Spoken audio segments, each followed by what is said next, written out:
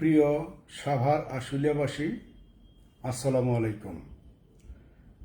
সাভার আশুলিয়া ঢাকা 19 সংসদীয় আসনের আওয়ামী লীগ ও সহযোগী সংগঠনের যত নেতা, কর্মী, সমর্থক এবং ভোটারগণ আছেন, তাদের উদ্দেশ্যে আজকে ক্যাঙ্গারু কোর্ট কর্তৃক প্রদত্ত রায়ের বিরুদ্ধে আমি আমার প্রতিক্রিয়া আপনাদেরকে জানাচ্ছি।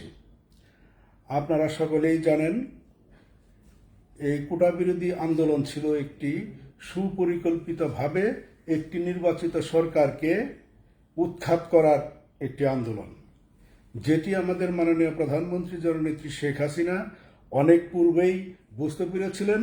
শুধুমাত্র বুঝেন নাই বাংলাদেশের সাধারণ মানুষ, এবং এমনকি আওয়ামী লীগের অনেক নেতাকর্মীও বুঝতে পারেননি যে কুঠার অন্তরালে এই আন্দোলনটি ছিল সরকার পতনের একটি আন্দোলন।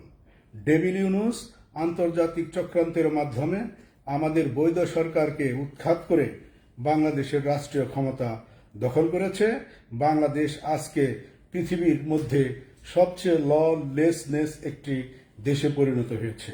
আজকে মানুষ ঘর থেকে বেরোলে সে নিরাপদে বাড়িতে ফিরতে পারবে কিনা এমন নিশ্চয়তা বাংলাদেশের কোনো জনগণের নেই। আমি বিশ্বাস করি সাভার আশুলিয়ার জনগণ আমাকে খুব ভালো করেই চিনেন, জানেন। 5 তারিখে আশুলিয়া থানায় যে 6টি লাশকে পোড়ানো হয়েছে, এটি অত্যন্ত দুঃখজনক। আমিও এটির তীব্র নিন্দা জানাচ্ছি। কে বা কারা এই লাশ পুড়িয়েছে, এটি যারা ওখানে উপস্থিত ছিলেন তারা হয়তো অনেকেই জানেন। আমি যে ওখানে ছিলাম না, এমনকি 5 তারিখে আমি সাভার আশুলিয়ায় উপস্থিত ছিলাম না। এটি যদি আমার সিডিআর পরীক্ষা করা হয়, সেখানেও তারা দেখবে আমি সাভার আশুলিয়ায় নেই। অত্যন্ত পরিকল্পিতভাবে আমার বিরুদ্ধে এই মৃত্যুদণ্ডের রায় দিয়েছে এই ক্যাঙ্গারু কোর্ট। বাংলাদেশের জনগণ জানেন যে 1971 সালের 25শে মার্চ রাত হতে 1971 সালের 16ই ডিসেম্বর পর্যন্ত বাংলাদেশে যে স্বাধীনতা যুদ্ধ সংঘটিত হয়েছে, সেই যুদ্ধের যারা বিরোধিতা করেছিলেন, যারা আমাদের মুক্তিযোদ্ধাদের হত্যা করেছেন, মা বোনদের ইজ্জত লুণ্ঠন করেছেন, তাদের সেই যুদ্ধ অপরাধের বিচার করার জন্যই এই আন্তর্জাতিক অপরাধ ট্রাইব্যুনাল কোর্টটি গঠন করা হয়েছে। যেই কোর্টে পরবর্তীতে কোনো মামলা চলতে পারে না, এটি সম্পূর্ণ অবৈধ, অসাংবিধানিক।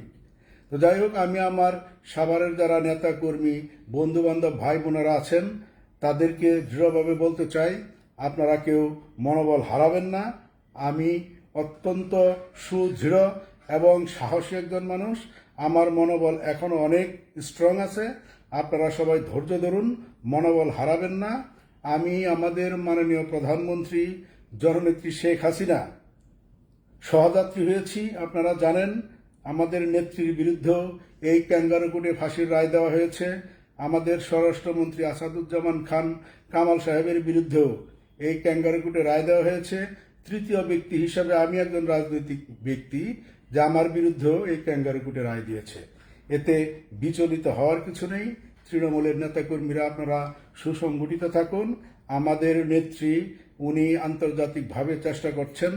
আমরা যদি দেশে সুসংগঠিত না হই, তাহলে আমাদের এই অবৈধ সরকারকে উৎখাত করা অনেক কঠিন হবে। পরবর্তীতে যারা নির্বাচিত হবে, এই অবৈধ সরকারের অধীনে যারা নির্বাচিত হয়ে আসবে তারা অবৈধ। তারপরও দেশে নির্বাচিত হওয়ার পরে আমরা আশা করব দেশে যাতে জুডিশিয়ারিটি ঠিক হয়, যারা আমাদের নিরীহ নেতাকর্মী আছে তাদের উপর অত্যাচার, নির্যাতন, হত্যা, গুম খুন করা হচ্ছে, এগুলো যাতে বন্ধ হয়। আমি আমার নেতাকর্মী ভাইদেরকে অনুরোধ করব, আপনারা সুসংগঠিত থাকুন। আমরা অচিরেই আমাদের জননেত্রী শেখ হাসিনার নেতৃত্বে বাংলাদেশে ফিরব। যারা এই মামলার তদন্তকারী কর্মকর্তা, যিনি চিফ প্রসিকিউটর, 3 জন বিচারপতি, আইন উপদেষ্টা এবং ডেভিল ইউনুস, দোয়া করি আপনারা বেঁচে থাকুন, আল্লাহ আপনাদের বাঁচিয়ে রাখুক। বাংলার মাটিতে আমরা ফিরে অবশ্যই আপনাদের এই অপরাধের বিচার করা হবে। সাভার আশুলিয়ার জনগণ জানে যে মানুষগুলোকে মারা হয়েছে স্নাইপার গান দিয়ে সুপরিকল্পিতভাবে তাদেরকে হত্যা করা হয়েছে। অনেকে আপনারা দেখেছেন লাশগুলো একটি ভ্যানে তুলে পুলিশ থানার সামনে পুলিশ ভ্যানে রেখেছে। সেই পুলিশ ভ্যানে কে বা কারা আগুন দিয়েছে তার দায়িত্ব আমার উপর আসতে পারে না। আমি তো কোনো অবস্থাতে সাভার আসিলে উপস্থিত ছিলাম না। সিডিআর যদি পরীক্ষা করে, সিডিআর পরীক্ষা করলে এটি আপনারা সহজেই অনুমান করতে পারবেন, প্রমাণ করতে পারবেন। বাংলাদেশের সাংবাদিক ভাইয়েরা যারা আছেন অনেকেই নিরপেক্ষ সাংবাদিক আছেন, যদিও বাংলাদেশে বর্তমানে নিরপেক্ষভাবে কথা বললে তাদেরকে জেলে নিয়ে যাওয়া হচ্ছে বিনা কারণে হত্যা মামলা দিয়ে, সন্ত্রাস বিরোধী আইনে মামলা দিয়ে। তারপরেও যারা বলছেন, আমি তাদের উদ্দেশ্যে বলছি, আমি আপনাদেরকে অনুরোধ করছি, আপনারা দয়া করে সুষ্ঠুভাবে তদন্ত করুন। অনুসন্ধানী সাংবাদিক যারা আছেন তারা দয়া করে তদন্ত করে দেখুন। এতে আমার কোনো সম্পৃক্ততা নেই।